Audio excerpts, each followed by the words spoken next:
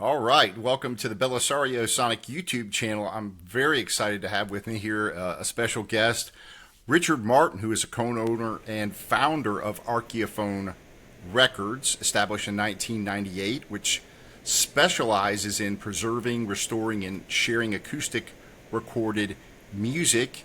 Also, a multi-Grammy Award winner, especially for this Centennial box set that just came out, which is absolutely fantastic, that we'll talk about today. But Archeophone has also provided audio transfers and consultation for TV shows like Boardwalk Empire and different PBS shows. Historian, author, producer, and audio restorer, I guess if I could use that term. Sure. Welcome, Richard Martin. Thank you, Matthew. Pleasure to be here. Oh, I'm really excited to talk to you about this because this is something I think that a lot of people don't know about. This era, especially of recordings, which is what between roughly 1888 and 1925 or so. Yep, that's about right. And so I want to definitely get into these projects, but I definitely want to hear from you on how you got involved with this and starting this company and why you chose to focus on this particular period of recording, which a lot of people, again, aren't familiar with. Yeah. Well, I think the answer is somewhat right there in your question, which is that nobody else is touching it. And I'm a recovered academic. I was working on my PhD in the late 90s and took the exam and pretty much decided that was enough of that and decided to start the company instead. I'd been collecting records for a little while. Well, I should say, I sort of went back to collecting records as a teenager. I bought, vinyl, uh, 45s and LPs, but I didn't have any money, so that was kind of a hobby that went nowhere. And then in grad school, I was looking for ways to spend money, so I started hitting the record stores again, and one thing led to another. Vinyl led to shellac led to wax cylinders, and Megan and I looked at each other and said, geez, nobody in the world even knows this stuff exists. And it was right up our alley in terms of the kind of cultural analysis we were doing in our grad programs, and it just made good sense. So it's been a scholarly enterprise from the start. I gather you noticed that. And everything always comes with a lot of original research, nice, as thick a booklet as we can put in a CD, pictures and all. We started with the idea of, well, what do we want to buy? What would we like to buy as consumers? In the 90s, if you recall, you had all those reissues of the great rock albums of the 60s and 70s, and they were just put out on CD with nary a care, right? It was just whatever had been Right. in the original album, they stripped it out and just left you with just the music, and it may have been a budget price, but it was a really disappointing experience too. And we said, well, we want to give people the feeling like they've really got a value here. They're getting more than they ever could have dreamed of. Yeah, and that's exactly what you get, especially with this project, is unbelievable. But how do you, these were taken from 78s, kind of like this one here, which is also from 1923. Nice. How do you take these and get the music off of them? I don't have a way to play these. I have some of these in my collection that I pick up when I find them, but I don't have a Is that 78 player. is that the one you have on your wall normally? I I think you have got well, no, I have a different one. Yeah, I have different ones on my wall, but this one here, I have setting out over here with some other ones, a a Bessie Smith one. nice. But how do you play these and get the recordings off of these cleanly, and how do you find them in good condition? Um, well, first of all, the transferring process isn't as difficult as you would think it is. You need a good turntable, obviously, and a good, preamp and a good digitization unit, and you need to know how to get the best capture. Clean, good copies in clean shape is task number one. Getting them centered properly is a big deal, and then choosing the right stylus to minimize the noise even further, right? You want to make good contact with the groove. You don't want it swishing around, but you also want it to be either above or below, the greatest amount of wear that's been visited upon that record over the years. And it's pretty much a trial and error kind of thing. You just have a bunch of styli and you experiment until you find the best one. Sometimes you get lucky and you find the right one on the first time, but it takes patience and some experience to know when you're there. As far as the King Oliver stuff goes, I mean, that stuff is it's not rare as hen's teeth. A couple of them are very rare, but most of them, there are copies out there. Now, copies in E plus shape, that's another matter.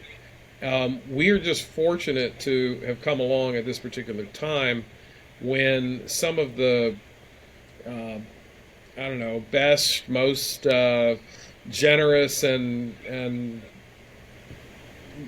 collectors of means have found these copies over decades. I mean, they've been working on it for 50, 60 years, some of them, to get the best copies. And even releases that came out 10, 20 years ago that were using the best copies, we've got even more best copies since then. A couple of things that are improved. I'd say there's at least six sides or so that have been improved over what came out in 2006 from Off the Record, which we distributed. So it's almost night and day in some cases, but it's a peculiarity of paradox of where we are right now, that the longer we've waited, the cream has really risen to the top. To get the best copies. And I wanted to ask you, because I could listen to let me move this out of the way. I listened to the 1923 recordings off of this box set. I'm not sure if you're familiar with this one. This is Joker Records, which has one record in here that has some of the 1923 cuts. Okay.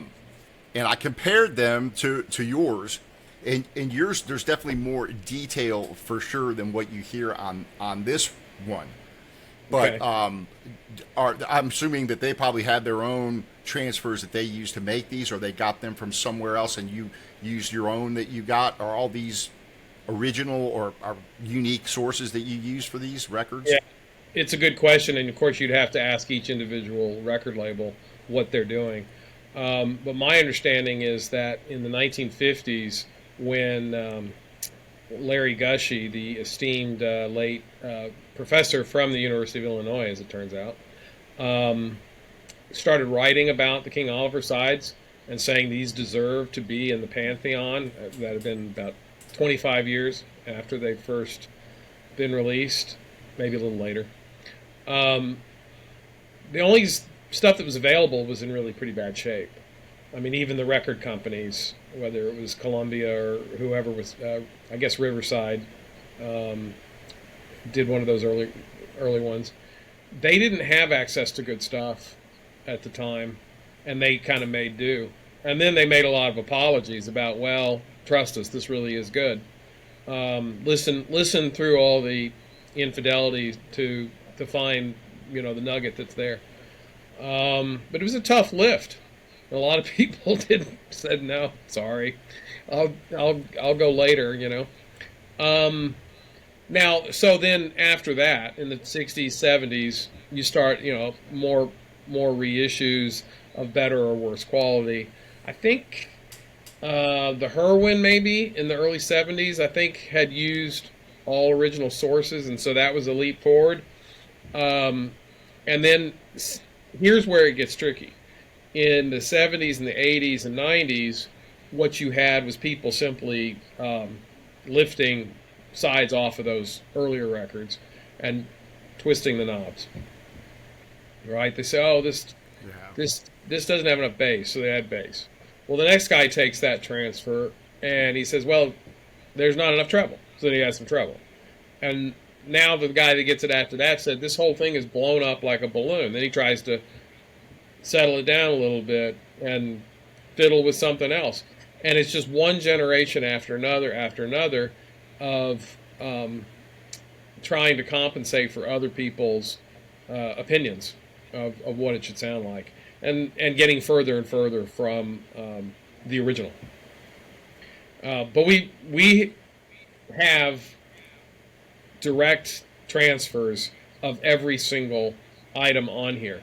Now, people, our good friend Mark Beresford over in England, I mean, he's not going to ship them to us. So he made his own transfers. That's fine. He did a great job. And luckily, these people have good setups. And then I have to harmonize them, make everything sound good together. The restoration part is actually not as, for me anyway, is not as difficult as it might be for some others. It's the mastering stage that's the toughest, because I would imagine, making everything play nicely together, that's where it gets tough. And I also do a lot of fine, sort of like, miniature paintbrush in the digital domain, picking out those last bits of foots that made it all the way to the end. So, because you're going to have different discs are going to have different quality, right? You might get one that's cleaner than another. Yep. And you're going to have to compensate for that. And when you master it, you want them all to have a similar sound to them, so it's a continuity when you put on the record or the CD, right? That's right. I don't know that most engineers have really tended to that problem too much in the past. So that's one thing that I hope our set offers. It's true. The Jeanettes are going to have a slightly different, for your viewers who don't know what Jeanette is, that's a record label out of Richmond, Indiana. They were one of the upstarts of the early 20s. But they're going to have a different sound versus a Columbia, versus a Paramount, versus the OK Records. And I'm not trying to hide those distinctions, or I'm trying to smooth out some of the biggest differences to make them all sound like they belong together. As far as condition and fidelity among the different ones that are on the same label, again, luckily we are at the point now to where everything was really pretty top drawer. Doesn't mean there's not any noise and there aren't problems, but they all were pretty similar in terms of the challenges they presented. Zulu's Ball being the one distinction, because that's the only known copy of that, and Wow, yeah. Man Blues on the flip side. And I would imagine now technology keeps improving with the software, the different plugins you can use and go on the computer, and I would imagine that there's things now that you can do now that you probably couldn't do 20 years ago because the software is advanced. Is that correct? Yeah, absolutely. Yeah. We had a nice guy, interviewed us over Christmas maybe, and he was asking about that. He's saying, "Oh, it's gotten easier for you," and I said, "Well, no, actually, it's gotten a little harder because now I can do stuff that I couldn't do before. So I spend more time fixing problems that, once upon a time, you just have to say, well, too bad, but we can fix them now." So I spend way too much time. To the viewer who says, "Oh, you're one of those people who just keep beating these files up over and over again," that's not true. In the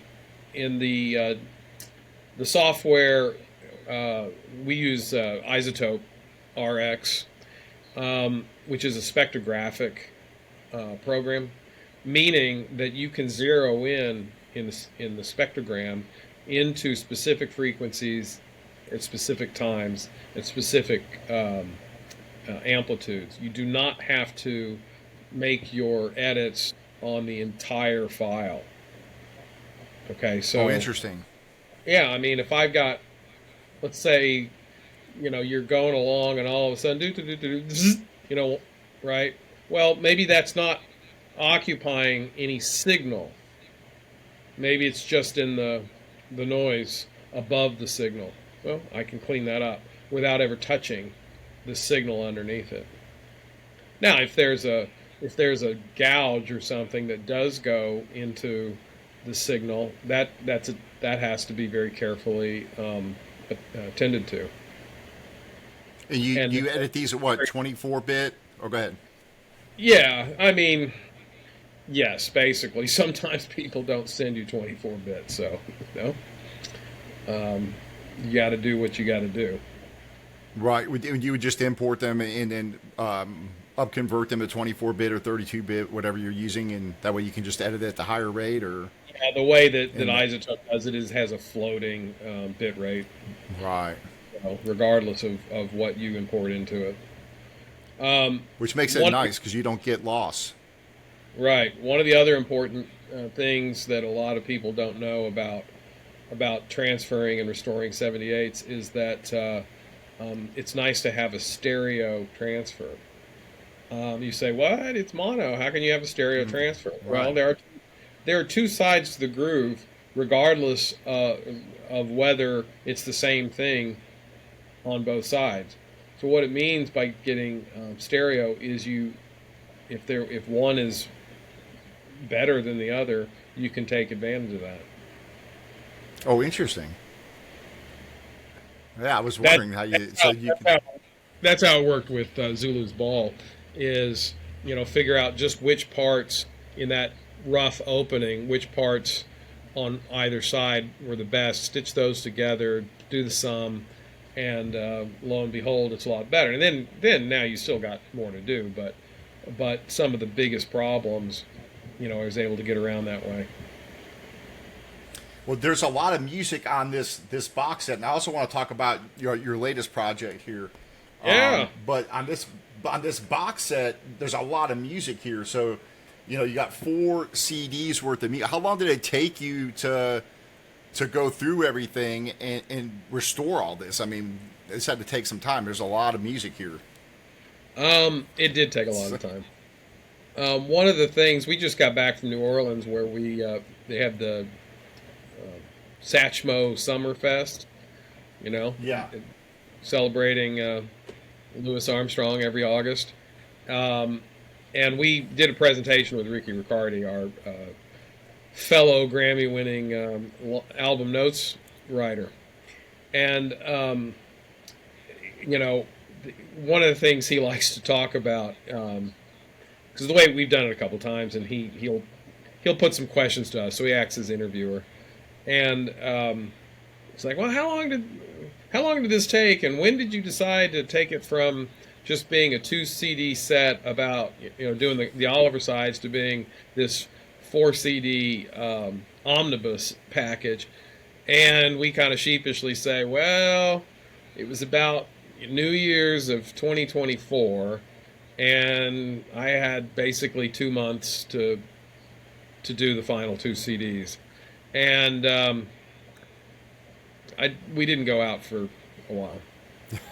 Just sat there and did them all, huh? It was one of the more intense experiences I've had. Yeah, the Oliver stuff was in the can at that point, so it was just the bonus material, and some of it was yeah, it was fun, but there were some real challenges in there.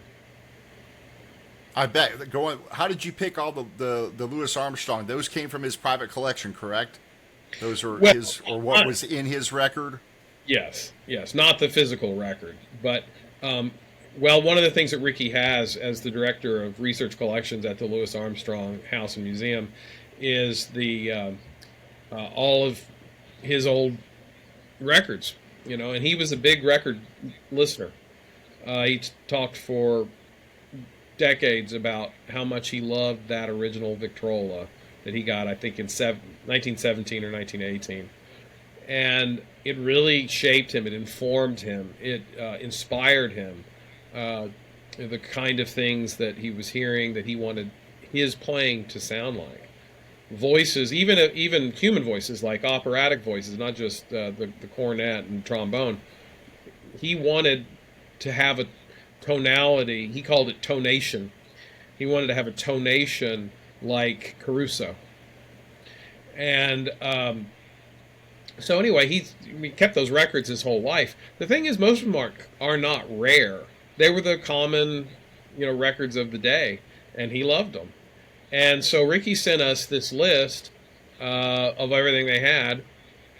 He teaches a course on Armstrong, and one of the chapters is the stuff that Lewis listened to. So we just put our heads together and said, okay, this one, this one, this one, this one. And I think it was out of, how many tracks are on there? Was it 20, 25 maybe? On that first disc. I got mine here too. 26 on the Lewis record collection. Yeah. And I think probably like 18 of those were actually in his collection. And most of them came from our collection. We had most of those here. And then a couple other collaborators helped out with a couple others. Of the remaining 8, Arthur Pryor. We knew he loved Arthur Pryor, so we picked one of the best ones. A couple other people. It's a very interesting listen. I listened to it the other night. And then the case with the Vasnier, the 1891 cylinder, we just decided we had to put that on there to show what New Orleans sounded like in the late Victorian era, as he was born into, and we were a little unsure, and then played it for Ricky, and he said, "Oh, we gotta have it." So put it on there, and it might seem a little peculiar to people, but I think if you really embrace Lewis and you embrace his showbiz style and his sense of humor, I think it makes complete sense why it's on there. Yeah, it's a very interesting listen. I listened to that whole CD the other night, and I was very. It takes you on a trip, and there's unexpected songs on there that I didn't expect to be on there. That I was very entertained. Well, that comedy routine at the end by Shelton Brooks, who's the writer of Walking the Dog and Some of These Days and Darktown Strutter's Ball. That spoken routine, which may offend some people's sensibilities, Lewis had 3 copies of that.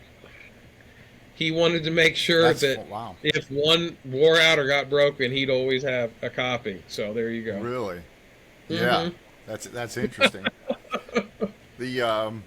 What about CD4, Joe's Jazz Kingdom? Because that is kind of all the tunes that are kind of surrounding that time period, 1920 to 23, and you got 26 tracks on there as well. Yeah, that one's more focused time-wise. I think it's 20 to 23, and it's accomplishing 2 things. At the very beginning, the first 4 or 5, 6 tracks, something like that, show the world, the musical world that the Oliver Band came to inhabit, the things that they had to kind of respond to, the stuff that what's his name, Streckfus was playing on the boat for them to learn. Lewis's excursion boat that went up and down the Mississippi. The guy that owned it had a Victrola on board, and he bought records. He says, "I want you to learn this." So Art Hickman's Avalon, for instance, was one of those. But then somewhere, I don't know, around track 6 or 7 or 8, somewhere in there, it switches direction a little bit. It goes from what those guys had to be responsible for to now how are they influencing other musicians. And it's just as clear as day that some of these young cornetists are imitating Joe's mute, or they're imitating Lewis's style, or maybe Johnny Dodd's clarinet. So these kinds of things. The greatest, for my money, the one that is the best example is sitting down there at item number 22.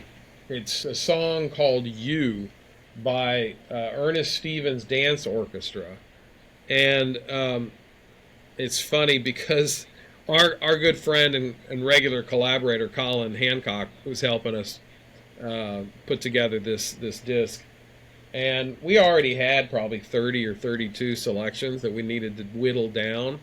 And he calls up one Saturday and he says, "Oh, I just found it. You gotta hear this. This is amazing." And I'm like, yeah, whatever. We've already got too much. And I listened to it and I thought, oh, that's pretty good. But I went down to the basement because we don't. Most of our records are cataloged, but not all of them. And this is one of those Edison Diamond discs. I'm sure you've probably seen some of those, right? The real thick ones that you can only Actually, play on. I was going to ask you about those. Yeah, show it to people. And this is the only one I have, and I bought it just to have one. And Yeah. wait, is this? Show the viewers how thick it is. It's crazy. When I got it, I ordered it on eBay just so I would have one, and I was like, wow, this is pretty. This is a slab here, and this one's not in that great a shape, but I mean, look at that thing. Yep. I was pretty blown away. This thing weighs a ton. But yeah, so that's where that came from. One of these. Exactly. A little bit later than that one, but exactly. So I went down to the basement and looked through our Edison Diamond discs, and wouldn't you know it, we had a copy of the record that Colin was talking about. Oh, so really? I called him. I said, "I'm in love with your idea." So I transferred it, and by the end of the day, it was ready to go on the set. But what's significant about it is that the Ernest Stevens is this sort of polite, dance band leader for Edison. He's not known for hot jazz or anything, but in the band at that moment was a young Red Nichols, and on one of his first records. And after the break, he's soloing, and he breaks out into Joe's solo from Dippermouth Blues. So it's like, oh my God, it's just so obvious that here it is, 5-6 months after the first record by Oliver's come out, Dippermouth Blues, and you've got a musician quoting that performance on another record. Yeah, so that's the kind of that's really cool. That's the point of this fourth CD. There's some really hot stuff on there too. That it's Old Black Joe's Blues with Henderson's Club Alabama. That's got one of the earliest performances on record by Coleman Hawkins. It's a really, really cool listen. It is. And I wanted to ask you on the vinyl here, because you put all the King Oliver stuff on this wonderful vinyl, and I really like that. And record collectors, of course, I think are going to appreciate that. How was there anything done different to the files to put them on record, or was it pretty much just get them to do a master for the vinyl? Well, it's a good question. The files are pretty much the same. There are a few adjustments that you need to make in order to submit them for vinyl.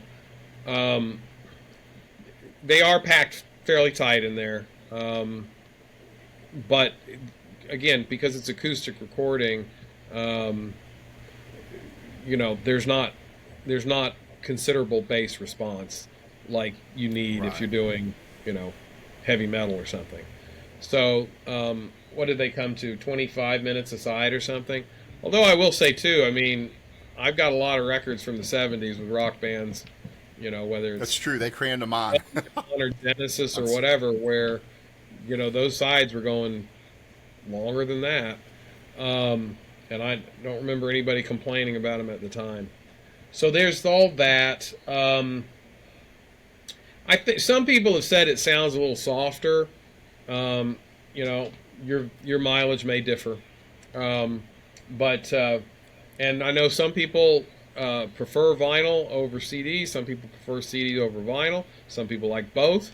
They like to play one or the other based on certain moods or purposes, and Yeah. it's there for that. Some people really get bent out of shape. Why are you making me buy this? I don't want both. Just give it to me, on this. But we felt not just justified, but we felt that it was incumbent that we do this because, frankly, and I say this not as an engineer, but as a record label executive, such as that may be. You tell me the next time this stuff's going to come out. Right. It's already been nearly 20 years since Off the Record came out, and they were celebrated as the best ever. And that's been out of print for a few years now, and sales had slowed to a crawl, and the only stuff coming out is people lifting the tracks off of these records and others, and selling them on the cheap. But in terms of, first of all, the people who did the work and doing a serious job, doing the serious scholarship, putting it together in a beautiful package, I don't know that's ever going to happen again. At least not in my lifetime. It's really spectacular. And for those that haven't seen this book and the writing by Ricky in here, this is just fantastic. I mean, I was blown. I'm still reading through this of all the information in here, and I like the fact that you guys took and we flip where you got the different sides and you go through them and explain the different tunes and everything. So this is incredible. So, for people that love jazz and love history, this is really a full history book here. That's pretty incredible. Yeah. Yep, that's the sort of thing we do. It's important to us as well that it be usable. Hopefully you're finding that book to be, it's large, but you can lie it on the table and, it doesn't flip up. It stays flat. It's easy to read. It's nice, decent size typeface without thick pages. Yeah, all that stuff. So, it's not crazy layout. It's not, words circling around some sort of image or anything like that. That's important to us. I mean, we used to do some of the goofy stuff, but we decided it wasn't, nobody was being helped by it. So right. we try to keep to clean, elegant design that's usable. Yeah, I like the fact that you do have the CDs. I prefer vinyl almost all the time over CD, just because I think the vinyl record has its own sound. Even if it comes from the same file, when it gets to vinyl and goes through that process of getting cut to the record and then playing it back, it always sounds different than the CD. Whether or not you prefer it or someone prefers it or not, they sound different. And I usually think that the record has a little bit more of a warmer sound than the CD. But one thing I like about a collection like this is having it on CD, because I can put the CD in and listen to a whole hour or 70 minutes worth of music, and I can flip through the book and not have to worry about getting up and flipping that record over. Right. So it is nice to have both.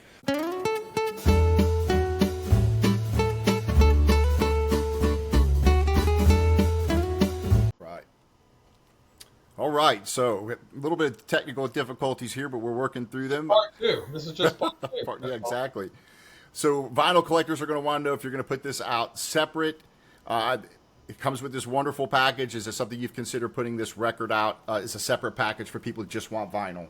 I don't think so. There are not as many of them as you think there are. But I will say this about that package. We listed for $115. Amazon sells it cheap. And I'm pretty sure there's something in there that's free. So if you take all the components, the book, the poster, 2 LPs, 4 CDs, the box itself weighs more than a pound. There's something in there that is free. If you take all those component parts and were to sell them individually on the open market, it'd be like a $200 box, frankly. So I get it. People, they're jealous about their money, but I'm telling you, you're not getting gypped here. I promise you. Yeah, no, and having this whole package, I think, is important because the book in itself is just amazing. The historical information you have, and then everything that goes explains the music is, so to me, it's a wonderful package, and it is very fairly priced. And I will put in another plug for the CDs too, because the LPs have all 37 sides that the Oliver Band, that were released. But on the CDs, there's more than just the 37. Now that includes alternate takes. There's like 3 or 4 alternate takes on some of the tracks. But on the CDs, we've got 3 bonus tracks because, as I'm sure you've got patrons who've got old 45s or 78, where the artist on the front side is different from on the back side, and that was the case with 3 of the records that the Oliver Band put out, where there was somebody on the other side. So we've got those 3 now with them, and it turns out, I mean, it's hot stuff, including Clarence Williams' Blue 5 on one of them, with a young Sidney Bechet making one of his first recordings. It's so gorgeous, and Art Landry and Young's Creole Jazz Band. I mean, these are great groups, great performances, and those are only on bonus tracks on CD2. They're not on the LP. Right. Yeah, it's a great body of work, and again, I love having it on both the record and the CD, because if I'm sitting there reading through that book, it's nice to have it on CD where I can listen through all that music and read through the book and enjoy that instead of having to get up and flip the record over. Are you a guy who has like the different moods? I feel like I'm in a vinyl mood tonight. Yeah, everything being equal, I prefer the record, the sound of the record. If I'm listening to it, everything being equal. But when I'm reading through a book like this, I like to have it on CD because it's again, I can sit there and flip through, and when the next song comes on, I can read about, especially the way you have the book laid out where it's in the order of the tracks, and you can read about it. It makes it really nice experience, listening experience. Nice.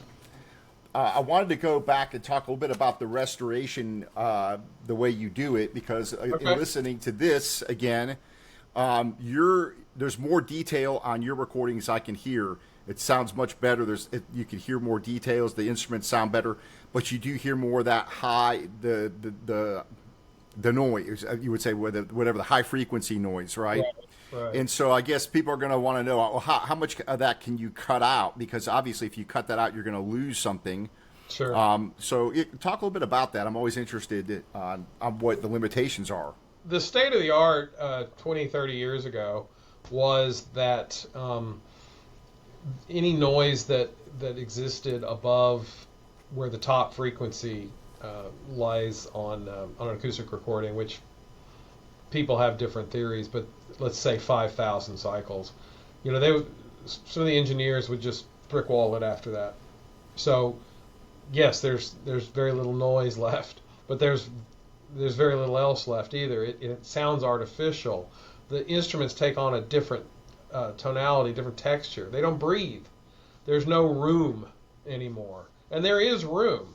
Don't be fooled. I mean, whether it's psychoacoustic or not, but there's texture and there's presence that gets lost when you do that. Well, what in our case, the big change came with the ability to remove crackle. Okay, pops and clicks. I mean, most of the programs have been doing a pretty good job on that for a long time. But crackle is another matter. That's the little frying pan, that drive you crazy. Well, it's we can really minimize that now, and it's an iterative process. You do it at different times in the process of restoration and continually to get it down. Well, now that means that I don't have to roll off so steeply. I can gently roll it, leave a lot of that in there, and now I've got room. It's what helps make the, you were talking about some parts were louder or brighter. I forget what you said, but it's stuff like that enables, get rid of the rumble, obviously, but don't delete the bottom, just clean it, and on the top, clean it, don't get rid of it, and now that allows for relationships to start to emerge that when you're just twisting knobs, they just, those relationships between the instruments goes away. A lot of people say, "Oh, I hate the fact there's no bass," so they turn up the bass or what they think is bass. Bass on an acoustic record is basically sort of in the 150 to 200 hertz range, so it's really low, mid range, really. But nonetheless, what bass there is tends to be in that area. Occasionally, you get lucky and it can go down to about 100. But what they turn that up to give it a fuller sound, and then they just completely bury the mid. So now you're like, what happened to miss all the detail? What happened to the banjo? I can't tell the banjo and the drumming apart. I can't hear which of those cornets is playing. It sounds like one cornet now. That kind of thing. At the end of the day, it's really important to leave the record alone. Let it be what it is. We're already getting more out of it than people who listened to them originally got, because their players, an old gramophone it has its own sort of noise reduction, and it is gonna pull down some of the rumble, pull down some of the high end hiss. With electronic transferring, we're actually getting more out of the groove detail than was available to them back then. So let's enjoy it and don't squish it. Leave it alone. You can enhance a little here or there, but you want to maintain those relationships among the instruments and the frequencies that they represent or occupy. And for those that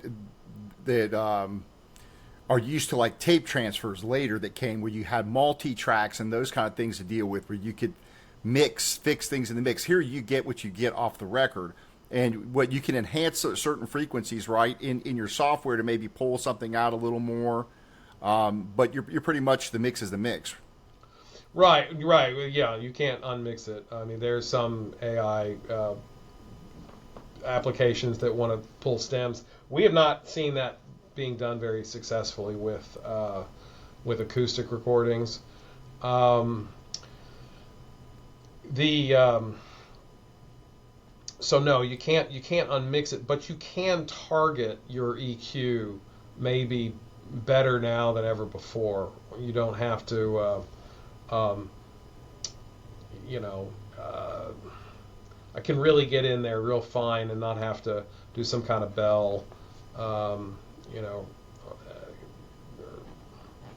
to really focus in on that instrument. Yeah, I can do that. And I got some people with good ears who say, "Yep, that's perfect," or "No, push it back." Well, I was mentioning Colin Hancock, our dear collaborator. He's one of these guys. I mean, he plays the music of the old days. He's got a new album coming out with Cat Russell just on Friday, and he's a big advocate for the privileging that 3,000 hertz range. Big and brassy. Kind of, if you're standing too close, it might be a little bit off-putting. And some people don't like that, but the guys who play the music like it a lot. They're like, that's where all the life and joy is. Yeah, and I would say there's probably a certain amount that you, like you said, to try to leave it alone, because there's a certain charm to the way these were recorded and how they sound, and the way they had to record in these rooms where they had to space people out and put them in different places in the room because the trumpet was so loud and you couldn't hear the banjo, all that kind of stuff, right? Right. That's the funny thing about Lewis had to be put at the back of the room near the door because he was too loud. He was just drowning everybody out. The other thing is, in the spectrographical style of restoration, I don't know of other programs besides Isotope, but I assume there are others that are doing good work, that's similar. I can Tears is a good one. Play that it for yourself tonight, and go out on YouTube and find other versions. Find Lewis and other people complaining about it from the day, because that's one that he and didn't he and Lil write that one, and he's got this beautiful melody that he loved. Well, in the recording, Andre Dutre, the trombonist, is, for some reason, he's right at the front of the mix, and so Lewis is like, my lead is gone, It's where, what happened to my lead? Well, if you look at this on the screen, maybe I should get you a screenshot and send it to you. You can see that the trombone's at the bottom of the spectrogram, and you can see it lit up like a Christmas tree. That's amplitude, and then above it you can see the two cornets, Lewis and Joe, and it's not as bright. Well, I gave them a little bit more amplitude. They just target right in. And you say, but doesn't that turn up the noise too? Well, yes, it does. But there's one of the modules that can separate the noise from what it calls tone, and pull it back down. Yeah, that's awesome. The technology is definitely impressive on what you can do now, for sure. I want to ask you, so it's kind of those old players that use the big needle, so to speak.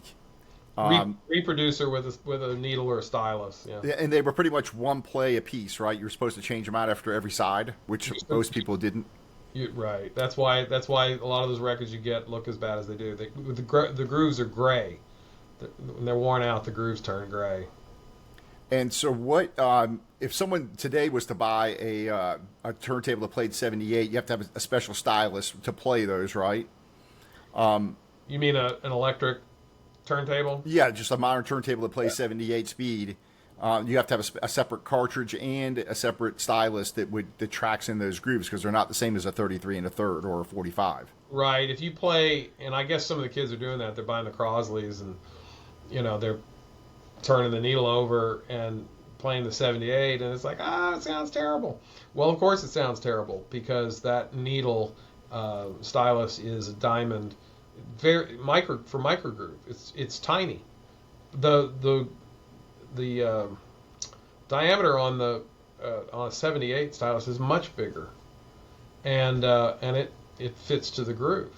But what they're playing is just swishing around, and they say, our forebears had no ears. They couldn't tell how bad this sounded. Well, actually, the fidelity from a 70. You do need to get yourself set up, because I think you're going to develop a 78 habit. I mean, the fidelity off of an Elvis 78, you won't believe it. Really? Yeah. Well, it's playing at a higher speed, so you would think you would get pretty decent fidelity off of it. Higher velocity, higher mass equals energy. So yes, that is a true thing. Now, I did have a question. If you're gonna, so we were looking at that Edison disc earlier, right? So, what is the exact difference, other than obviously this one's like twice as thick, but like this one-sided Victor here? What is the difference in the grooves here? Is there a difference? Can you use the same stylus if you buy a 78 stylus? Will it play in both of these?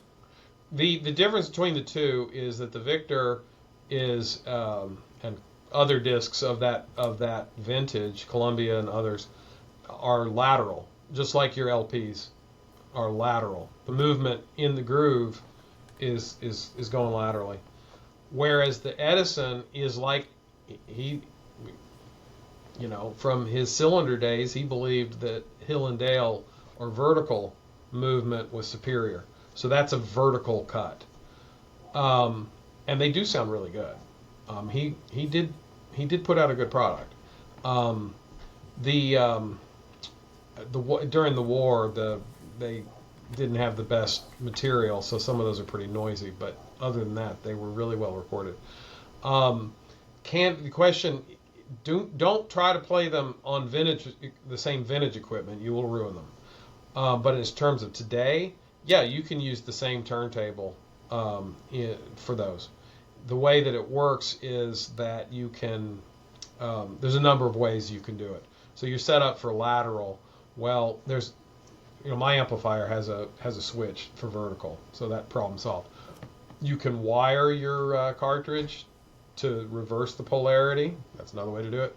Another way to do it is transfer it in stereo, and it'll sound terrible. But you can sum it in the software.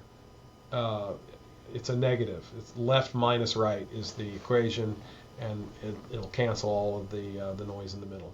So there are ways of doing it.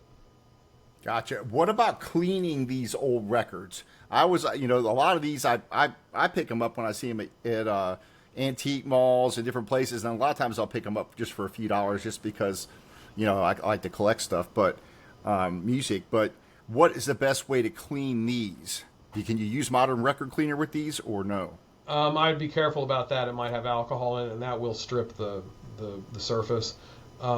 You can use alcohol on that diamond disc, believe it or not. But on the other ones, you can just use a mild soap and distilled water. Painter's pads have nice bristles to get in there. But like an ivory or something that doesn't have any additives or whatever, just a drop, doesn't take much. And distilled water, I don't know why you would wash your record and use tap water that's got all the minerals in there. And just rinse it real good and put it in a dish rack or something. Don't get the label soaked. It could come off. Pat it dry or mostly dry with just a nice clean cotton old T-shirt or something would be fine. So that Gotcha. you'll see it. I mean, if you get your little containers, and you clean, and then you take another brush and rinse, and then when you wipe those off, you'll see in the other pan the dirt. It's there. Oh yeah, these I cleaned off with I just cleaned them off with distilled water and a little bit of dish soap, and they were really dirty. Yeah, it worked. But yeah, I haven't played them, so I don't know how they sound. But some people will say that that if you're using soap, you're leaving residue. I don't know. It's cleaner. Just make sure you rinse it good. Cleaner than it was, exactly.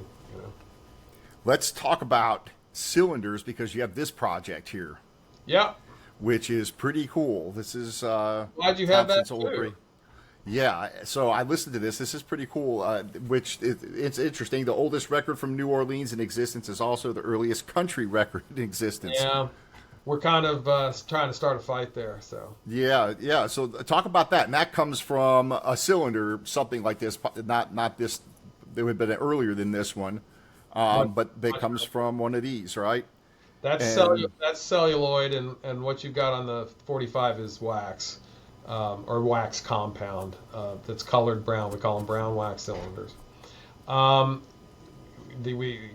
It's the oldest. It's not just the oldest thing from New Orleans in existence, but up there in terms of all known early cylinders, it's an early one.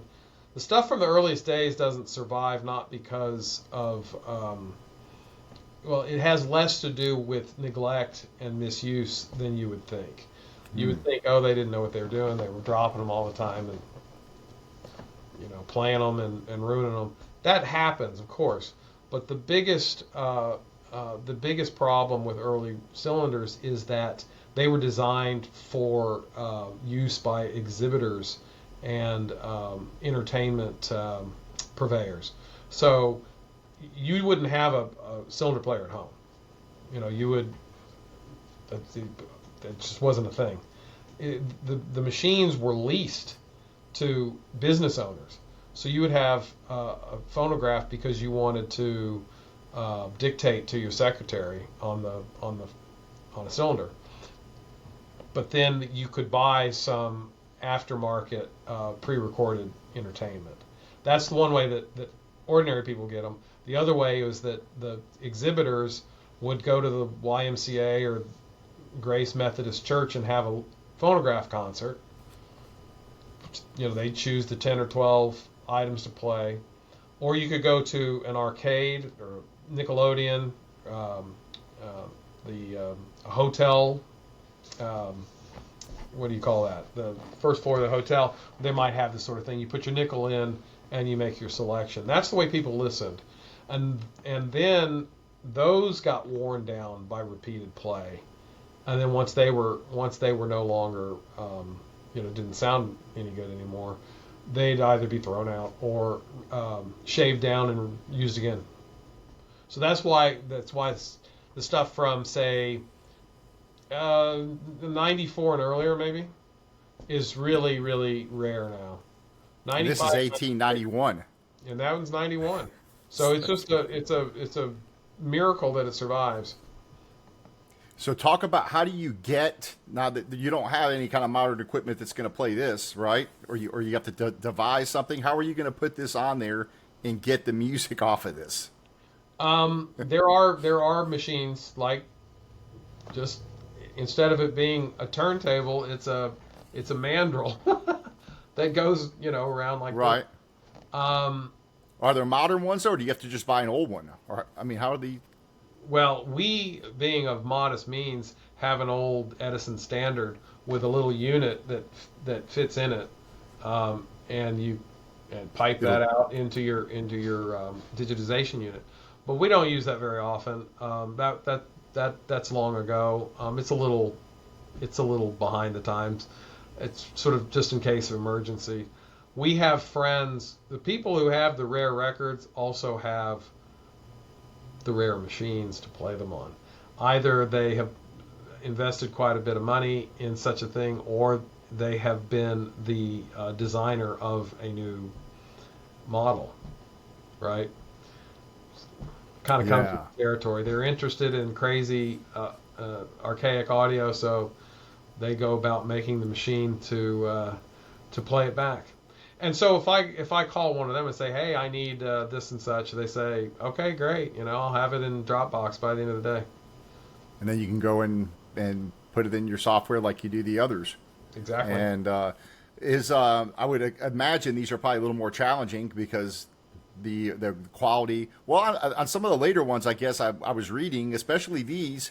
Although I think sometimes these get a bad rap because a lot of them after 1915, I was reading, are taken from the diamond discs and made into these. But I was also reading before these came out, I think 1912 or something like that.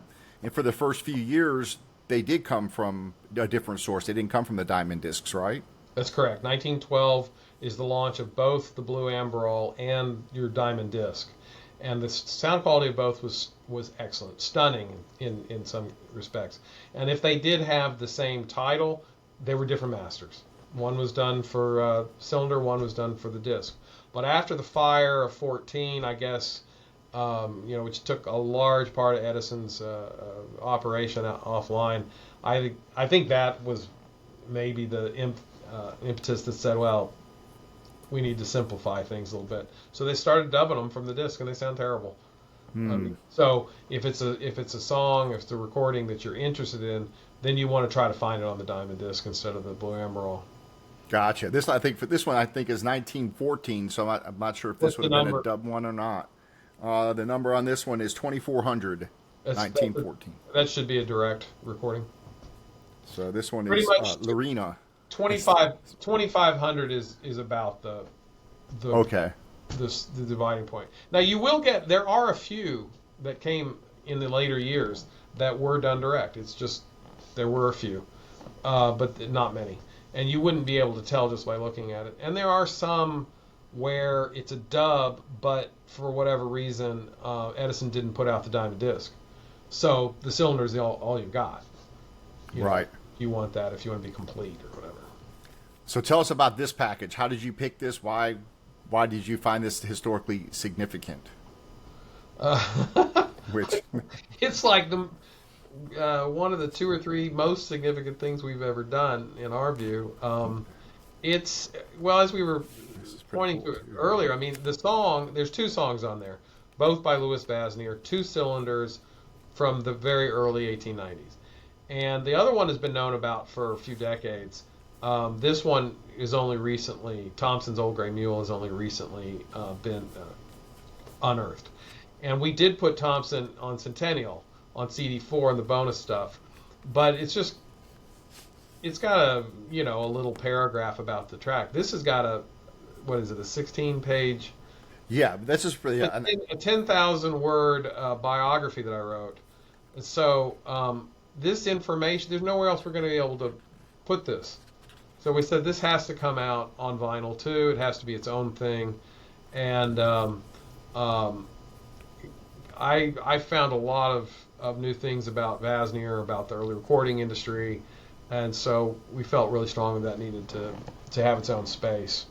I'm real excited by, the packaging. yeah, this is really well done. You got the pictures and the sleeve, and it's a little gatefold here with the write up on the inside of the gatefold, and yeah, really well done. These are really cool. The reason we call it the oldest country record in existence is because it's the original version of Johnson's Old Gray Mule, which a lot of, if you've got country fans listening to this, will know that from later people like Curly Fox and there's some others.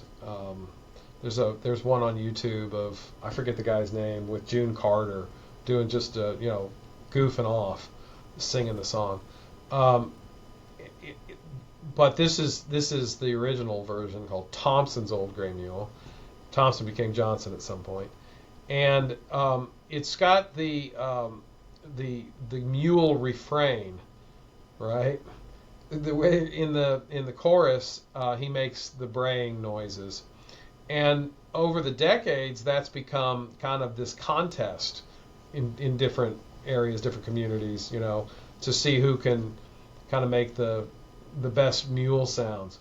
Eventually they started doing that more with the instruments, like the violin, to do an effect to get the violin to be braying. But all of that goes back to 1891.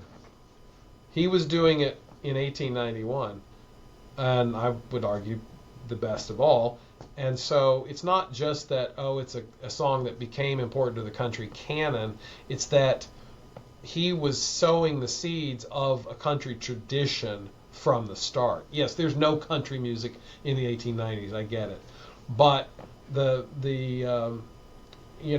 cognoscenti are always trying to tell us what should and shouldn't be in there, and they draw lines that are rather arbitrary. And I say, if you're going to be arbitrary about it, then let's include the guy who started a tradition that ended up lasting 130 years.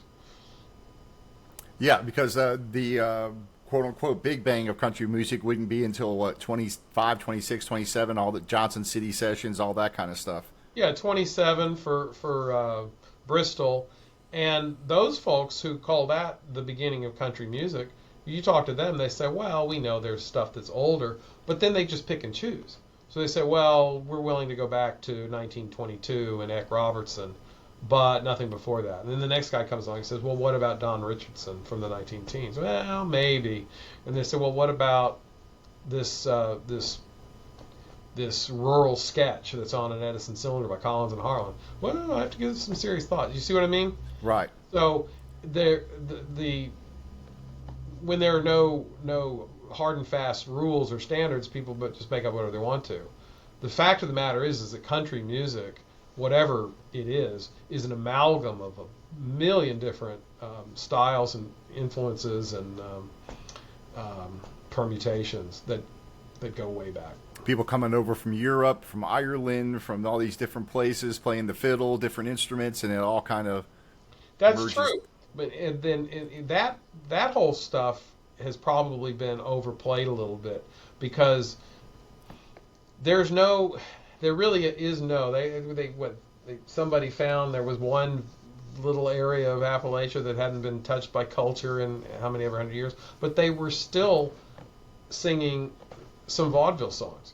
So they still had access to popular media. So it's never completely unmediated. Right. These sources, they're not pure. They're Just doesn't come out of nowhere. Yeah. They're always influenced by something else.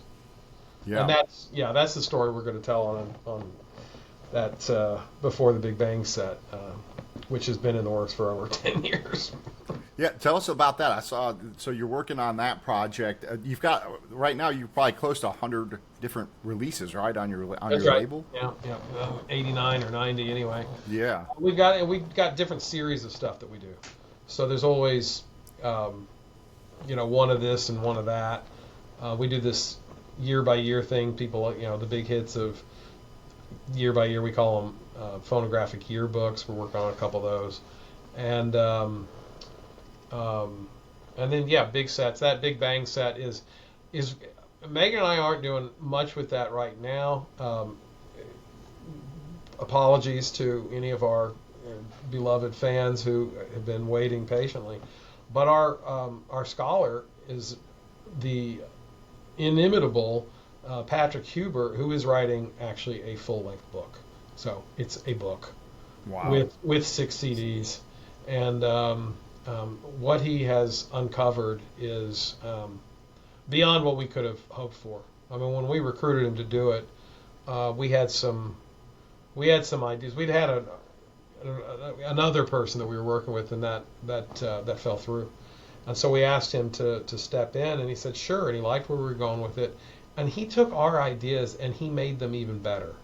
It's just been amazing.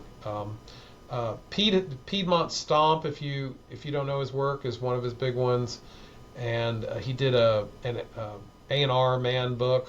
I forget his co-author's name, but that was another big one from a few years ago. He's a very, very good scholar. He's meticulous. He's no stone left unturned kind of guy. So this book is going to come with the package. This is going to it'll be a book and CD. No vinyl, I don't think. I don't think we're putting any vinyl in there, so people can rest easy on that one. We're not exactly sure what the dimensions will be yet, but it's going to be a big, thick book. Nice. Yeah, I love that stuff. What about other jazz releases? Are you looking at doing anything else from the early jazz period? Because that's kind of something I think is still overlooked. This is definitely one of those key releases there with King Oliver and Louis Armstrong, of course. I think I can say because our collaborator's been talking about it on social media anyway. So sometime next year we're hoping to put out a collection of the early recordings of Benny Moten. Oh wow! Kansas City, right? Kansas City. So I mean, everybody knows the stuff on Victor from the late 20s, but this is the earlier stuff on OK from 1923 through 1925. All acoustic, and some of the tracks they did again later. They're much different on the acoustic recordings, and they're sounding pretty good. So pretty happy about that. I mean, honestly, if you have a week to spare, come on by and I'll show you all the projects that are in various stages of repair or disrepair, as the case may be. Yeah. How do you, when you put this all together, how do you organize all this? You've got the someone writing all this, or you're doing some of the writing yourself. You're doing the recordings. You're getting all these. If you got records, you're getting them. You're getting them pressed somewhere. You're getting the CDs made. How are you organizing all this? I know you and your wife both co-own this company, right? Right. I mean, we're both researchers and writers. We put those skills to use if and when necessary. I mean, some of them are just me and her, just through the whole process. But other things like, King Oliver, I mean, Ricky Riccardi is the expert. So why not get him to do it? And he did. And he did an amazing job. No way we could have improved on that. Other than as close readers and editors, giving him some ideas and, helping him, through some tough patches maybe. Sometimes a project will emerge where we end up doing it, the research and writing with somebody else or with a team. That happens. It just depends on what's needed for the set to shine. And luckily, we have those skills. As far as we do all the design ourselves, both Megan and I do that. Not because we want to, but because you can't afford to have somebody else do it. I mean, you just couldn't exist. We couldn't make this work if we had to pay somebody to do the mastering, if we had to pay somebody to do the design, if we had to, pay for all these other things. So it kind of became a skills by necessity, and maybe some people say we don't have any skills in these these fields. I don't know, but we did hire out one set, the thing called Waxing the Gospel. We got this one artist to do the cover on that, and oh my God, it was worth every penny. We sat down to lunch with him and kind of said, well, this is the idea we have, and he said, I think I know what you mean. Came back the next week, and it was like perfect, even better than we could have imagined. We were like, yep, do that, and it's just gorgeous what he did. But by and large, we do that ourselves. I think the restoration tends to come early, usually while the writing is happening as well. When we start getting those drafts in, then we start to see what the package might look like. If we're going offshore, then maybe we can start putting some of these feelers out. We think we're going to do this, we think we're going to do that, and they can help, guide some decision making. But at some point, you just got to have it all done, and then you submit it, and it takes a lot of time. Yeah. Now this set here is probably your biggest project from what I see. I mean, this is really a massive project. And this one that you're working on now that looks like it's going to be a pretty good size project where you got CDs and a book and all that kind of stuff. And then I guess if you're just doing a CD or a CD set with a booklet or something like that, that probably is a little bit easier to get done and get out there, right? As far as cost goes and getting it out to the public and that kind of thing. Yeah, depending. I mean, the ones that we have to do ourselves take a little longer because Megan's got a full-time job. So, we have to work around that.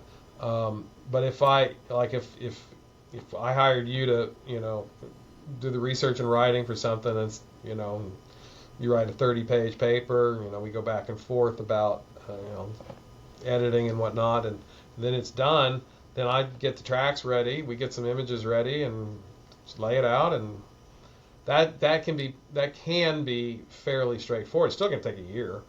I don't think a lot of people realize how long it takes to do these. Well, they should investigate, writing a 30 or 50-page paper and see how long, researching it and writing it, and see how long that takes. And a double takes about twice the amount of time. The thing with the box was it was a bit of a gift because, I know you talk about it a lot on your channel about formats, format wars, and the death of physical media, which we're trying desperately, are we not, to keep our physical media alive. Well, it was in the fall of 2023, and we were, we've done this for 25 years, and we looked at each other and said, well, should we start considering folding up the tent, or should we do something really stupid and go all in? And we said, we're going all in, and that was Centennial. So, and yes, it was the biggest thing we'd done to date, and we'd never done a proper box set like that. So we were kind of geeking out on that, right? I mean, yeah, for an age, right? You want to compete with all the other box sets you saw growing up, and I think we did, So it was a challenge that actually rewarded us along the way. Yeah, and it's nice that you got recognized for it. That's always fun. That's fantastic. Especially all the work that goes into this. And again with this, how do you feel about today's people, their playlists, listen to the songs on their phones, all this kind of stuff, how do you think that do you think this type of music from that acoustic era kind of it lends itself more to physical media than perhaps modern music does? Well, first of all, I want to support anybody who's discovering music, regardless of how they're doing it. I think or I should say recorded sound, because it's more than just music. But to be honest, there are limitations that I fear could turn them off eventually, or could damage their hearing, or whatever it would be. The thing with the phone is it's an attention problem, or do you really get to study stuff? Do you really, hear a few bars and you swipe, whatever. So that's a concern, but people got to follow their own muse, I personally, Megan personally, we like albums. And when I say album, I mean an album of any kind, whether it's vinyl or CD or whatever, right? We like to, one of the things we like to do is take an artist and start with their earliest release and go all the way to the end over successive nights. So we're in the middle of Radiohead right now, which we do every few years. It hasn't changed in a few years. But, it's just fun to watch the growth, hear the differences. I don't want to listen to more than, an hour at a time, or, if you listen to a record from the 60s, let's say, put on, Sound of Silence by Simon and Garfunkel, it's 25 minutes. And you're like, wow, that was great. You want to do another? So we put on another record. But this idea of just constant, uncurated, being barraged with sound, I think it can have some effects that might not be super positive. There's the question of the codecs, whether the quality's great, I guess. There's the loudness wars. Right. Yeah. Luckily, I think those have kind of gone away. Talking to a lot of the engineers, because of the streaming now, it has to be. It can't be too loud on streaming, otherwise they won't. They'll shave it down for you. They'll compress it. Good. So that's kind of gotten rid of a lot of that, I guess, over the. But what originally that was why they were. Yeah, originally, they played on the They used to play it on radio, and they wanted to make, you wanted a loud cut on the radio, and when they used to play them on the records and all that stuff. And then when CDs came out, they wanted them to be loud. And but now with talking to these engineers now, they're like, you can't send a lot of these to these streaming services if they're too hot. They'll compress it for you, and it'll sound like garbage. Interesting. I found that was interesting. Well, I don't. I just know that when we buy stuff, even stuff that I love, I'm surprised very often at how, what's the word? Limited, right? Compressed and limited, and just, so much bass that it makes your a lot of the new stuff. It's ridiculous. So I've actually got a couple of tools that I can debase it, crapify it. Yeah. So I do that from time to time. Something that I really care about, I say, I bet we can make this a little bit better, and expand rather than compress. Yeah. What are your thoughts on AI in this? I mean, do you think that the people are just going to be able to take these and throw them into AI and they're going to come out? There's a lot of concern over this. The thing about AI, we get asked about it all the time. People don't actually want to talk about old records. They want to ask, are you going to start using AI? We've been talking about Isotope. It's already in there in a way. They don't call it that, but it's the processes are working with by employing very sophisticated interpolation algorithms. So let's say you're going along and you got a little it's the same example as earlier. But let's say you got a piece of garbage in your sound file that you want to get rid of. Well, the way it's going to do it is it's going to look above, below, and to either side to make a judgment about what that should be based on the parameters that you give it. And and I've done it so much that I know what it's going to say, by and large. I have a very quick Control Z. Don't even miss a beat. But by and large, I know what it's going to do based on the strength and the other parameters that I put on it. That's AI. It is machine learning, where it has figured out what this should be. Or if you've got a big pop, right, that's just too difficult to pull out with regular declicking. So you go in and you zero in on it and you use the interpolate function and see if it gets it right or not. It usually does. Sometimes it doesn't. Sometimes you have to fine tune it, play with it until you can get something to work. But there's already AI in there. Now, do I want AI to come in and sort of guess how I would do this and then make all these changes? I just don't think it's to that point yet, and I'd be a little worried about that. There's probably a few repetitive tasks I do that I wouldn't mind if it could help me a little bit. But I still would like to be in charge, making those decisions. I mean, I worry.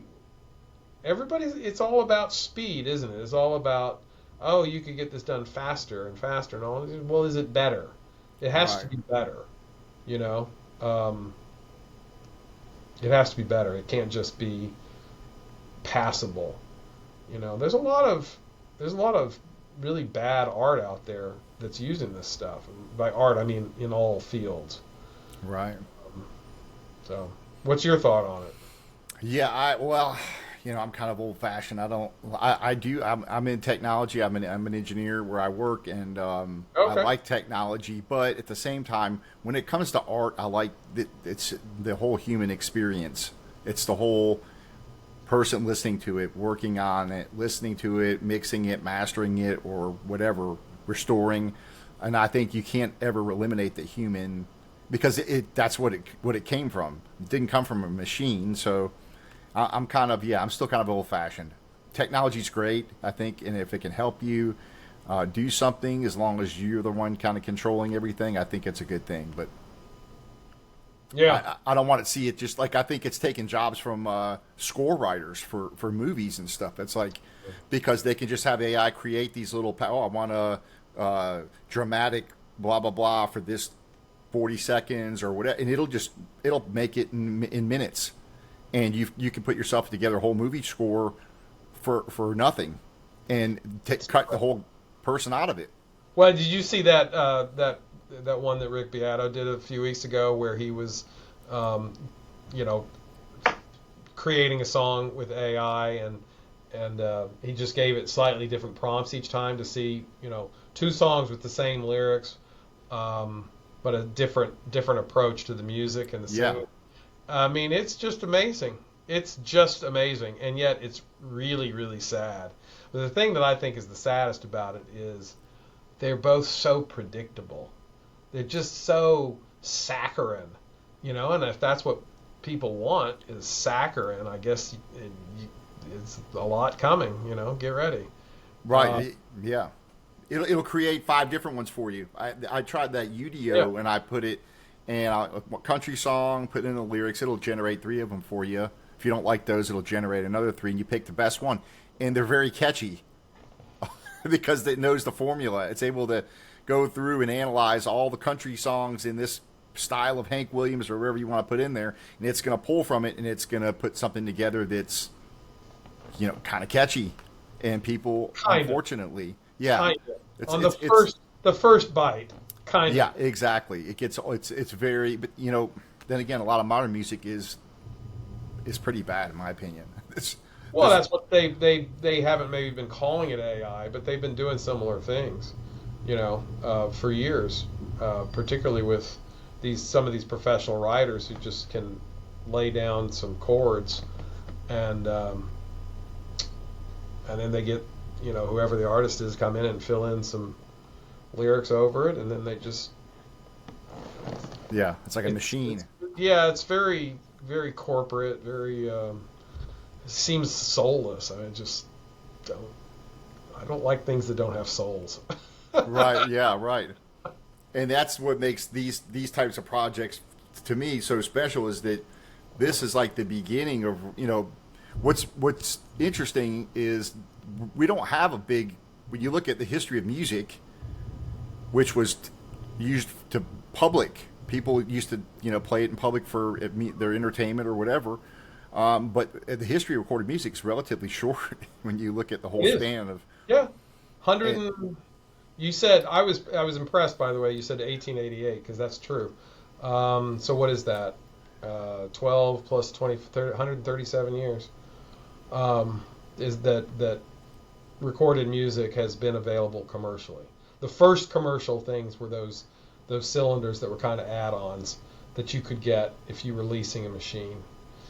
and those are like little over 2 minutes of music. That's all you could put on those early cylinders, right? I know actually you could get closer to 3, sometimes more. 3.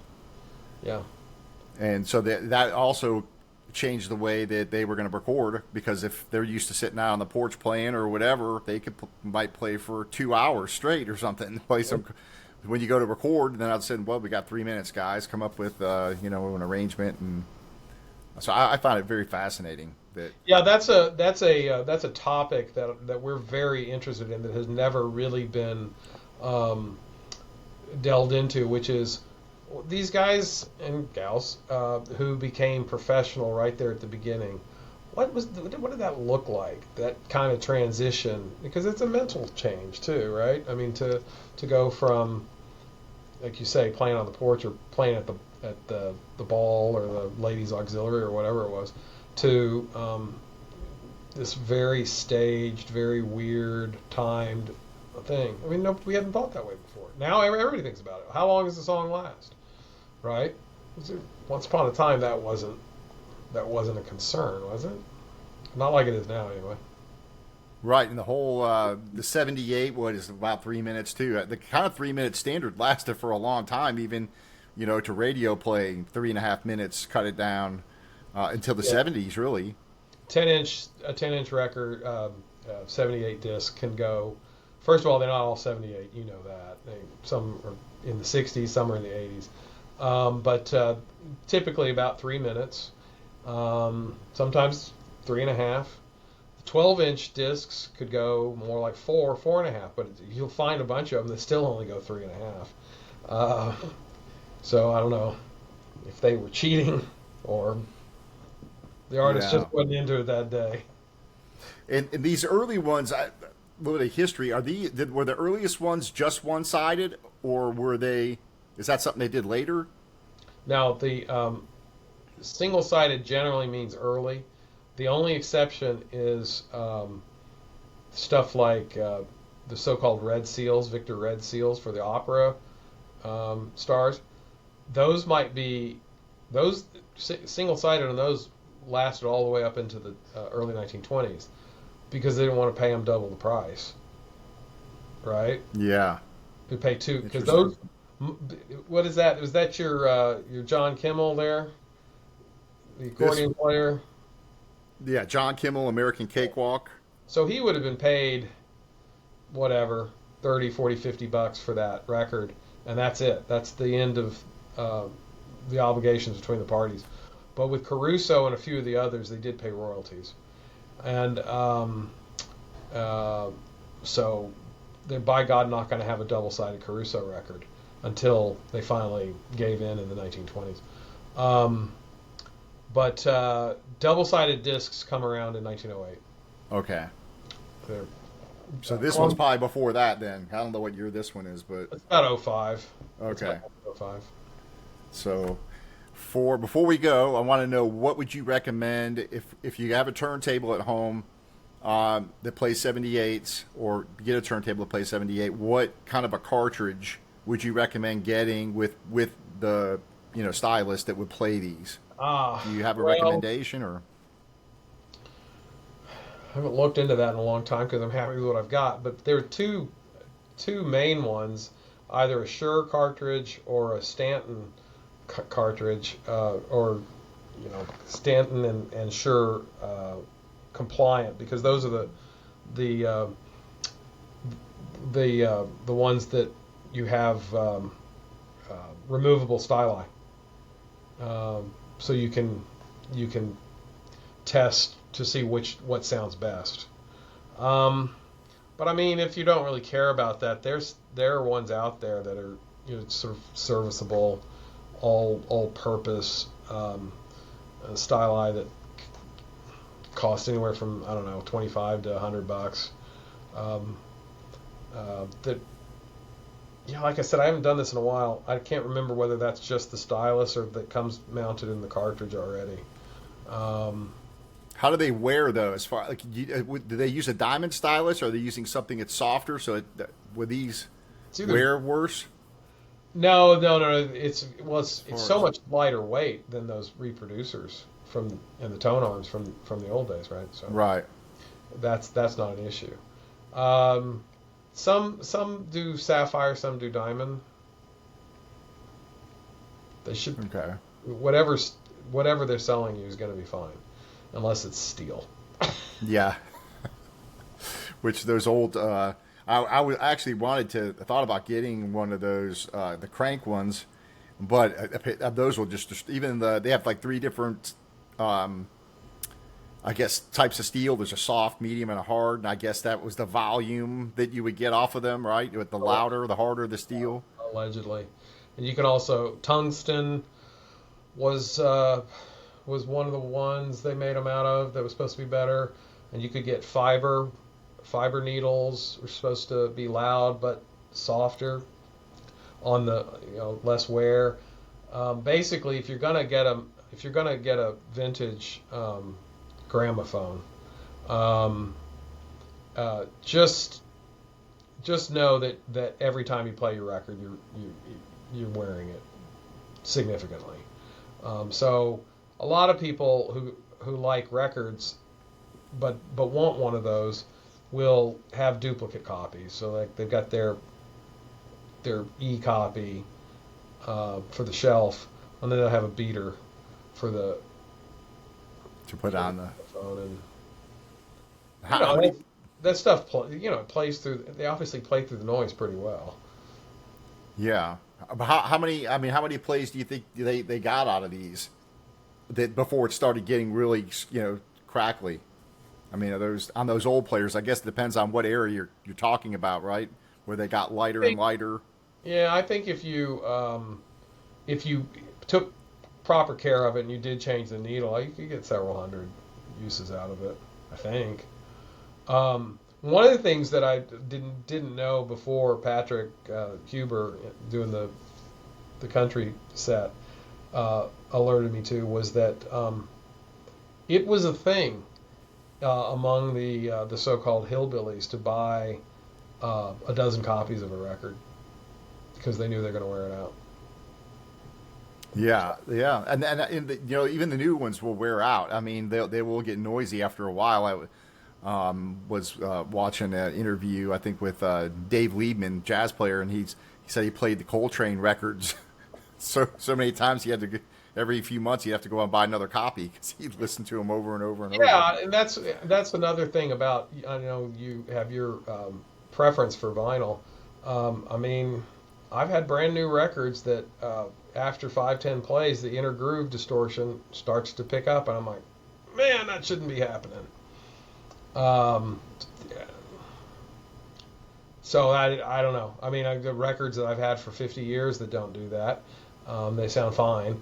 Right. And there are other ones that are only 10 years old that get screwed up from being played. So I don't know what's going on. Honestly, I don't. I wish I did. I know you've done a show or two about problems with noise and Yeah, it's frustrating. that you shouldn't have on a brand new record, and I'm in total agreement with that. Yeah, and by the way, this pressing is so far been great. So It's wherever you got really those made, it's really quiet. We were amazed at how quiet they are. So, yay! yeah. So wherever you got those pressed at, they did a good job with those. They did. Those, They did. yeah, They did. We've got two or three other ones that are mostly good, and one that was pretty noisy. I won't say which release. So yeah. Well, that's the thing. It's that's the big thing today is getting it pressed at a good place, and some of these big companies, they're mass producing them, especially when they're doing thousands and thousands of them, and the quality control is not that great. But you got places like Quality Record Pressings, Acoustic Sounds. They press great stuff. All their stuff is top shelf, and it's they're a little more expensive, but they're well worth it. sure, You know. sure. Yeah. What are you collecting right now as far as I mean, do you collect records and still buy Yeah, stuff? we do. I mean, we go through periods where we're not really doing much, but then we have other periods where we're pretty active. We've been. See, here's the thing. I never got rid of, and Megan didn't either. We never got rid of our CD players, back in the whatever. And we also didn't get rid of our. She didn't really have much in terms of vinyl, but I had several hundred from being a teenager and in my early 20s. I never got rid of them. I didn't see the point. And I remember it was in grad school when I discovered the library sale, where they have to make room and all this stuff's on offer for like a nickel a piece or a dime or a quarter. And at that time, I was only really buying CDs, but they had all these vinyl, and it's like price was right. So it's like, well, I'm glad I never got rid of that turntable, because now I just listen to whatever I have at hand, whatever I don't feel the need to replace all the old vinyl on CD either. Initially that was the plan, but I never did it. Right. So to answer your question, we still buy both. So we buy CDs, we buy vinyl. We're not particularly interested in most of the new pressings. More interested in older. The exception has been that we've been picking up all those Blue Note. Those are fantastic. Yeah, so that's been kind of the latest geek out is getting some of these classic jazz records that we just never had, and getting them on the new pressings. But it's only because we feel like we can trust them. It's funny. We were in Charleston, South Carolina last month, and went to a great record store, and they had two copies of Horace Silver's Songs for My Father. One was an original for $60, probably V plus, I'm gonna say, and one was a sealed, repressing for $30, and it's like, so we went for the new one. I mean, I still think $30 and $40 is a lot to pay for a record, but if you can do so with confidence, Right. feel good. I'm sure that the old one would have been great, but we just got the new one. Well, you never know when you get the old pressing. You look at it, you don't know how it's going to play when you get home. But and then with the Blue Notes, they're doing a really good job of remastering those. Exactly. Where they sound really good. Now, there's some people that they prefer the original ones, but I think the new ones sound fantastic. I'd love to have the originals, but I really don't want to make that investment right now. They're expensive. They're very expensive. I mean, you can still get an original Beatles for $50, in good shape. But a Blue Note or Verve or Impulse or some of those, I mean, forget it. It's like 200, and it's in V minus shape. It's like, what?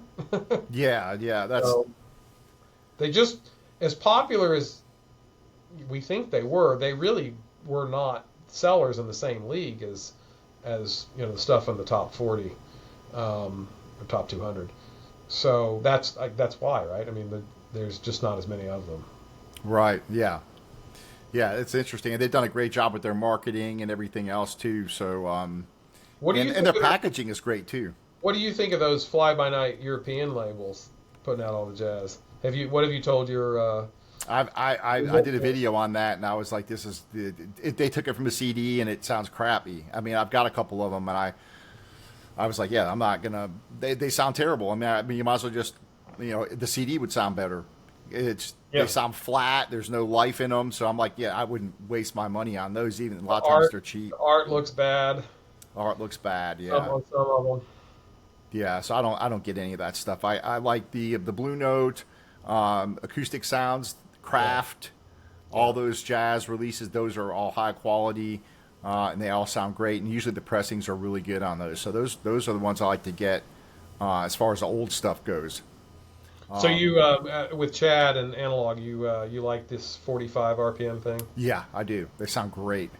Now you got to get up off flip them over every 7 minutes or whatever they are. Yeah, But they sound fantastic. really makes a difference, huh? Yeah, they sound very good. Even I've if done you some have a comparisons. modest system, Do you say again?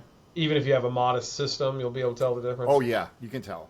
Yeah, I've done head-to-head comparisons where I'll play one and then play the other one, and I think maybe there was one exception where the difference wasn't. I think it was maybe I can't remember what it was now. Maybe a Yes record. One of the pressings, it was still better, but it wasn't as noticeable. But most of them, it's considerably different. It sounds that much better. Where you're Okay. like, wow, it's way more detail. It sounds so much better. See, analog's been doing all the Genesis catalog. Um, Yeah, that Atlantic 75th series that I Yeah. subscribe to that, and almost every one of those are wonderful. The only ones I was disappointed with, and it wasn't anything to do with the remastering. It was the actual recording, like some of the Ray Charles and those rhythm and blues. They just weren't, in my opinion, they weren't well recorded. It just, I don't know, it's just like distortion, like clip it. I don't know, it just doesn't sound Interesting. I'd love to so. see about that. Yeah, What- I just thought that they weren't well done. What year are you talking about? Is that 60s? Well, heck, those would have been late 50s, early 60s. Okay. I think the Ray Charles. Yeah, and it just, to me they just don't sound that great now. That's just my opinion. Someone else might disagree with me, but like the voice, it sounds like it's almost distorting it in places, and It could be. but I think that's just the way it was recorded. You don't want that. Yeah. So, but most of that entire series has been very good overall, and it's a nice mixture too. You got modern rock, you got jazz, rhythm and blues. So it's been a really good. They did a really good job with that series for sure. Okay, might have to look into that. How did analog get hooked up with them? I don't know. I don't know how they got that. How they got Because- that contract to do that. Didn't all that stuff already come out under the 75th banner? I think they came out almost at the same time because they put out their own regular version, but not all the same titles came out on both. I don't think they're not all the same that I've seen. I think there's some that came out on that double 45 maybe that didn't come out on the others, or maybe they haven't come out yet. I don't know. But those are, to me, and the packaging on those are fantastic. I mean, the jackets on those are just thick card stock, and the pictures and the gate. The whole, it's. You're gonna run out of shelf space, man. Well, I am running. I just had to build shelves the other day again, and I got to quit because it's like, and listening to all of them too. This is the virtue of a CD in a one of those thin cardboard things. Yeah, Like, exactly. You can fit got more plenty of those. room for those. Yeah, and I buy a lot of modern jazz stuff because I'm a big jazz fan, so I like to buy the new releases on vinyl when they put them on vinyl, and they're doing a pretty good job with those. You think the mastering's okay? Yeah, they're doing a really good job. I actually had one of the guys on a couple weeks ago, Sheldon Zarko. He's an engineer, and he does a lot of the Cellar Music stuff from Canada. And he does a great job. They sound really nice. Even, whether you listen to it on vinyl or CD, they sound very good. But I still prefer the vinyl sound because I did a comparison on the same one on CD and the same one on vinyl, and for some reason on the vinyl, the bass and the drums always sound more resonant, like they just sound like more like real instruments more than on a CD. That's just my experience anyway. Hmm. Well, And you I got don't. that noise floor adding to the impression of depth, right? Because what is it, like the first 30 dB? Do I have that right? It's been a long time since I. Yeah, and it does that RAA curve where it takes it and puts it back too. When they do the record, you have to the bass and the treble, you got to flip those and bring them, cut them, Yeah, and they're boost them. inverted. Yeah, Yeah, and I think that has something to do with the sound too, because that has to go through a process, and then your phono stage has got to put that back, yeah. and then the sound of the actual needle on the vinyl is gonna. Well, that's the thing is you've got friction, you've got some amount of rumble. I know we're not supposed to have any of that, Right. but I mean this was the reason that CDs were such a big deal for the classical.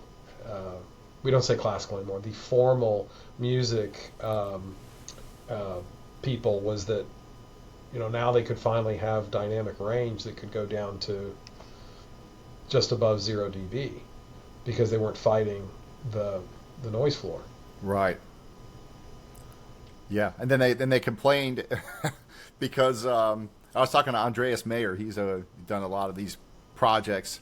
He's a good friend of ours. Yeah, so I had him on. He was talking about, well, we actually had to add some back because it got so quiet in certain passages. People would turn up, There you and then go. it would blow. When the That's right. so you had almost too much. So Interesting, interesting. So you did a whole hour with him? yeah, yeah, I have to dial that one up. yeah. He was a lot of fun to talk to. Very I mean, just a wealth of knowledge. Oh, So, it's insane. yeah. It's insane. So yeah. Well, man, I appreciate you coming on. I know we've been talking for almost 2 hours now. So Yeah, you're probably um, gonna have to edit something out. nah. Well, we'll put it all up. But yeah, I appreciate you hanging out with me and I've had a great talking time. about this. Had a great Yeah, time. and people need to go out and get this. I love this stuff. So hopefully you do more things like this. This is just a really cool package. I love the book and the just great stuff, and of course the box set, unbelievable. And it's going to sound better than again, comparing it to this other box set here. You hear so much more the instruments and the clarity, and it's another experience. So. Yeah. Well, thank you very much, and consider me available to talk, geek out some other time too. So. Awesome. Yeah. I'd love to have you back on. And then when this other project comes out, hopefully you don't know when that's going to be finished yet, right? So, Well, let me put it but, this way: there's another big box that's probably in front of that one. So, oh, really? yeah. Awesome. Well, when you're able to share that with me, you're going to have to come back on and let me know what that is. I'll put you on the press list. Awesome. Okay. All right, Richard. I appreciate you coming by, and hopefully we can talk again soon. All right, Matthew. Been a pleasure. Thanks for taking such an interest in Archeophone. Oh, yeah. Awesome stuff. All right. Bye bye. Bye.